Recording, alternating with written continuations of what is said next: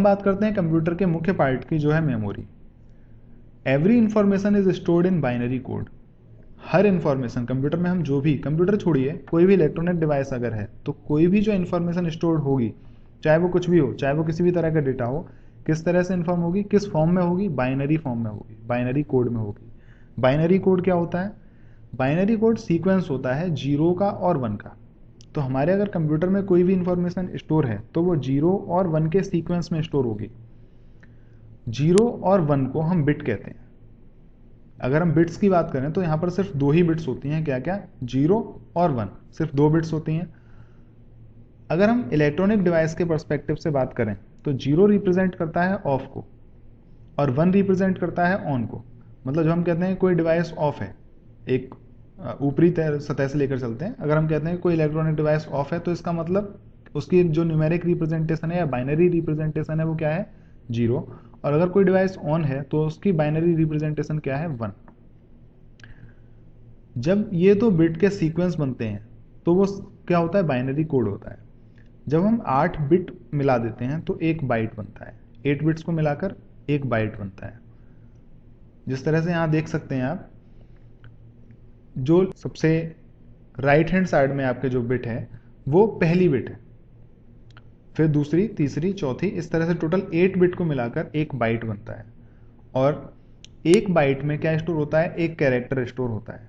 हमारे कंप्यूटर में 1 बाइट के अंदर 1 कैरेक्टर स्टोर होता है। इस कंसेप्ट को हम आगे और अच्छी तरह से समझेंगे। बिट वो छोटी से छोटी यूनिट है जो आपके कंप्यूटर में रखी जा सकती है। बिट से छोटी इकाई नहीं है।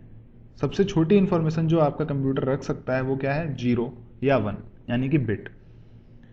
बिट कंसिस्ट आ सिंगल बाइनरी डिजिट। इसमें एक सिंगल बाइनरी डिजिट होती है और बाइनरी डिजिट हम लोग जानते हैं क्या क्या होती हैं? 0 और 1। 0 या 1, एक दो ही हो सकती हैं।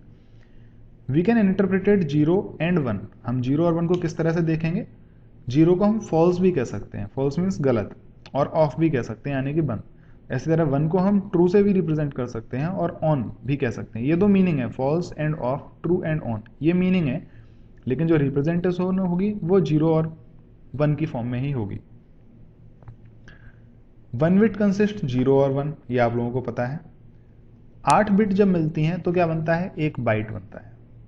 जब हम 2 टू दी पावर 10 बाइट को मिला देते हैं तो 1 किलो बाइट बनता है, जिसको हम केबी से भी रिप्रेजेंट करते हैं। तो आपने सुना होगा कि कई गाने होते हैं या कुछ वीडियो फाइल्स हैं जो कंप्यूटर के डेटा के फॉर्म में होती है, तो हम उसे किस तरह से रिप्रेजेंट करते हैं, कैसे नापते हैं उसको? केबी में, कि 100 केबी की है, 100 केबी की है, 3 केबी की है। तो वो केबी क्या होता है? किलो बाइट होता है। और बाइट में कितने बिट होंगे? 2 टू दी पावर 10 बाइट जब मिलते हैं तो 1 किलो बिट बनता है। ऐसा क्यों होता है? देखिए, किलो का जो मीनिंग होता है वो क्या होता है? 1000। किलो का मीनिंग 1000 होता है। तो जब हम 2 टू दी पावर 10 की बात करें तो वो होता है 1024, 1024। ये आसपास है 1000 के, इसलिए हम इसको किलो बाइट कहते हैं। जब हम किलो बाइट भी कई मिला देते हैं, यानी कि 2 to the power 10 kilobyte जब मिलते हैं तो क्या बनता है? 1 मेगाबाइट बनता है। तो आपने सुना होगा मेमोरी कई में 256 MB होती है, तो वो जो MB है वो क्या है? मेगाबाइट है। बिल्कुल ऐसे ही जब हम 2 टू दी पावर 10 मेगाबाइट मिला देते हैं तो 1 गीगाबाइट बनता है, जीबी। जैसे आपकी हार्ड डिस्क 60 GB की है, 80 GB की है, इस तरह आप लोग रिप्रेजेंट करते हैं ना। तो 2 की घात 10 मेगाबाइट मिलते हैं तो 1 गीगाबाइट बनता है। बिल्कुल ऐसे ही जब 2 की घात 10 गीगाबाइट मिलते हैं तो 1 टेराबाइट बनता है, जिसको हम टीबी से नापते हैं। तो आगे जब आप टीबी से भी आगे होते हैं, 2 टू द पावर 10 जब टेराबाइट बनते हैं तो फिर से 1 यूनिट बनती है।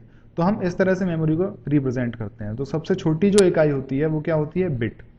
उससे बड़ी होती है वो बाइट होती है, जो 8 बिट को मिलाकर बनती है। जब 2 टू द पावर 10 बाइट मिलाई जाए तो 1 किलो बाइट बनता है।